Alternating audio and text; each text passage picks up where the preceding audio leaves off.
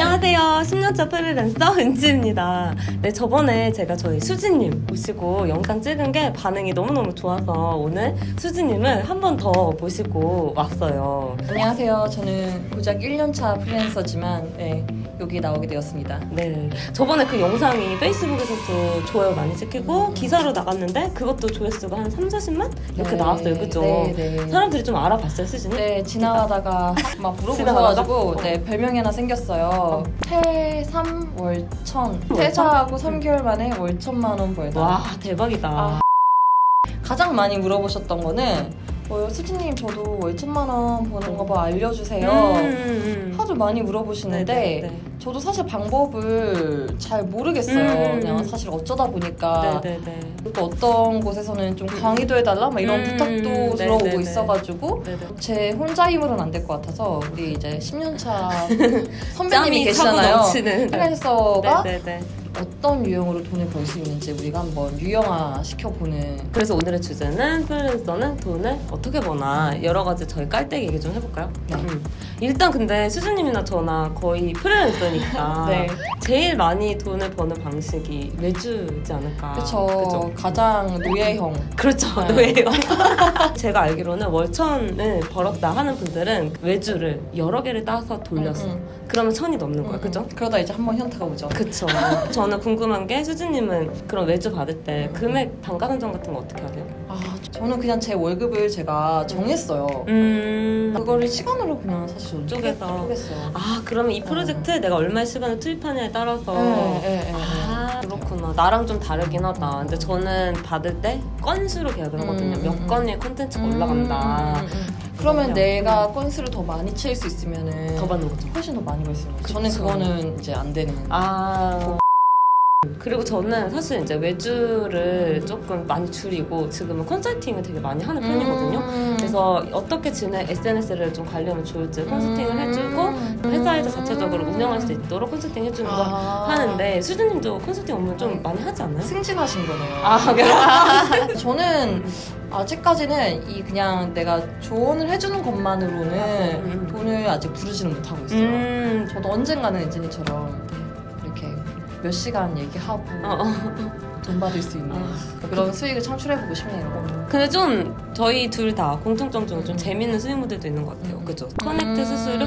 제가 하도 나돌아다니다 보니까 이게 아는 사람이 많아진 거죠. 그쵸. 제가 프로젝트를 오면 이제 사람 연결시켜 주는데 사실 거기서 돈을 받을 수도 있고 안 받을 수도 있기는 해요. 근데 또 챙겨주시는 분들도 계시더라고. 맞아. 그런 커넥팅 모델도 있고 또 하나는 요즘 이제 스타트업이나 많은 비즈니스 모델들이 모델 자체가 이제 플랫폼화가 되다 보니까 유저들을 이제 플랫폼 안에 끌어들여가지고 공급자처럼 만드는 경우가 많아요. 그냥 제가 잘할 것 같다면서 일을 주시는 경우도 있었어요. 그래서 나 자체가 좀 인맥의 플랫폼화가 되면은 이런 식으로 돈을 버는 방법도 생기고 있더라고요. 그쵸. 저 같은 경우는 제일 큰 수익 모델 중에 하나가 강의인 것 같아요. 책 낸 거 통해서 들어오는 강의 수입이 진짜 큰 것 같아요. 저는 은진이처럼 막 강연이 엄청 들어오지는 않는 것 같아요. 그래서 책을 좀 써보려고 좀 노력을 하고 있고 그리고 중요한 거는 페이스북에 지금 내가 하고 있는 거를 계속 알려야 되는 것 같아요. 예를 들면 제가 지금 어떤 회사 기획 업무를 하고 있는데 리서치하면서 얻은 인사이트 같은 것들을 페이스북에 계속 정보 공유형으로 올려요.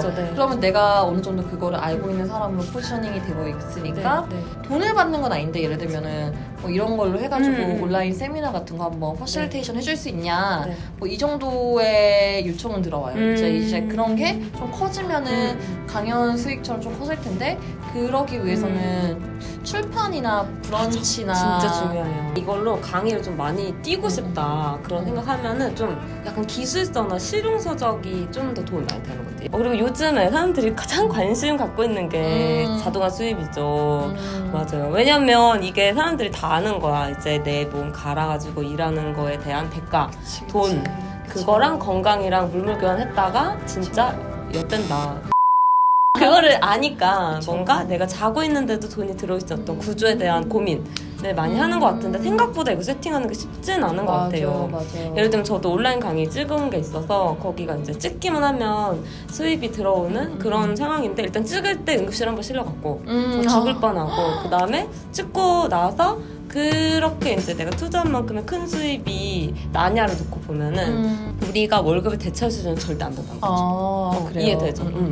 그래서 자동화 수입이 되게 작게 출구를 여러 군데 나는 열어놔야 된다고 생각하는데 수준이 어때요? 자동화 수입에 대한 고민. 저 같은 경우는 그래서 요즘에는 한 달에 20% 정도는 내가 당장의 수익이 오지 않더라도 그런 게 아까 얘기했던 뭐 출판 준비하는 거나 아니면 처음부터 준비하려고 하는 스타트업에서 내가 내 재능을 투자를 하는 방식으로 어떻게 보면 지분을 획득한다든지 그런 방식을 저도 좀 고민을 하고 있어요. 또 우리 뭔가 안 해본 일들? 프리랜서는 내가 어떤 A라는 일을 받았어. 근데 이거 좀 잘하면 이 회사에서 혹시 너 B도 할 줄 알아? 너라면 B를 주고 싶어.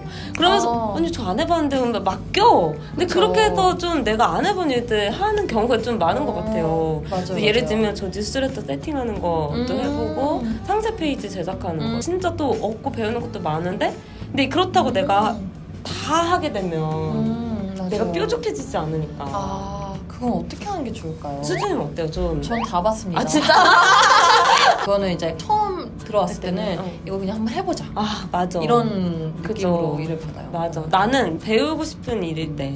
맞아요. 진짜 근데 돈 버는 방법이 진짜 다양한 것 같은데 저는 최근에 지금 이제 코로나 때문에 사람들이 이제 정부에서도 프리랜서 특고나 뭐 개인사업자 고용 지원금 뭐 이런 것들 준단 말이에요. 그래서 제 주변에 프리랜서 친구 중에 그거를 잘 해가지고 지금 150만 원을 받은 친구들이 좀 있어요. 150만 원? 그래서 그 지원을 해주는데 근데 언제까지요? 6월 30일까지였어. 아 진짜? 수준이 안 받았지? 저는 이런 거를 잘 못 챙겨요 사실.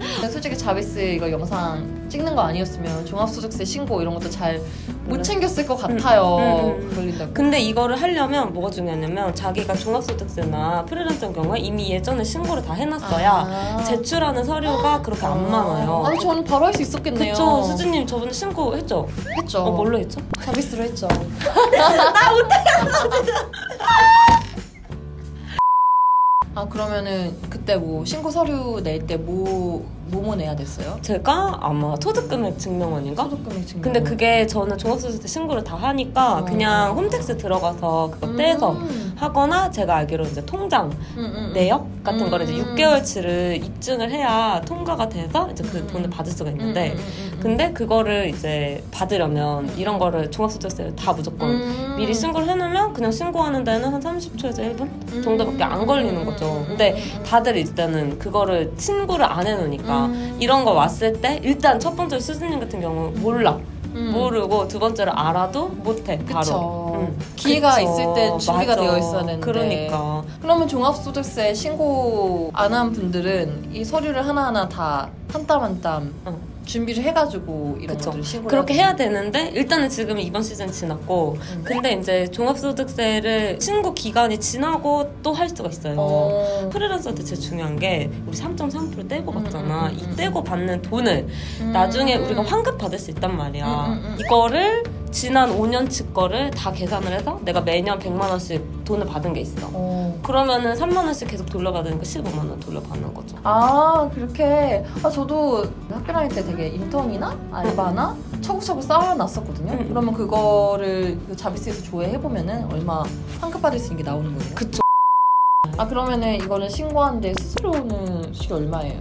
수수료는 뭐 자비스 같은 경우는 어떤 한 해에 100만 원 수입이었다. 그러면은 1,000원? 그냥 1,000원에 내가 29,000원 돌려받는 거죠. 근데 나는 이런 게 되게 중요하다고 생각하는 게 우리가 버는 것도 중요한데 지금 내가 이렇게 못 챙기는 돈 아까 우리 수진이도 150만 원 못 받았잖아. 자다가 생각날 것 같아요. 그쵸. 그래서 이런 돈을 잘 이렇게 꾸깃꾸깃 들어가 있는 돈을 꺼내서 또 내 국가를 잘 채우는 것도 좀 중요하지 않나. 과거에 열심히 살았던 내가 선물을 주는 거 같아요. 그렇죠. 맞아. 오늘 저희가 얘기한 거는 사람들이 좀 궁금했던 부분도 얘기했는데 다음에도 또 이런 댓글 같은 거 좀 많이 달아주시면 저희가 또 저희 수진님 모시고 와서 프리랜서 라이프 관련해서 재밌는 얘기를 좀 할 수 있게 됐으면 좋겠으니 궁금한 점 있으면 댓글로 네, 많이 달아주시면 좋겠습니다. 좋겠습니다. 감사하겠습니다. 네, 또 다음에 만나도록 할게요. 안녕. 감사합니다.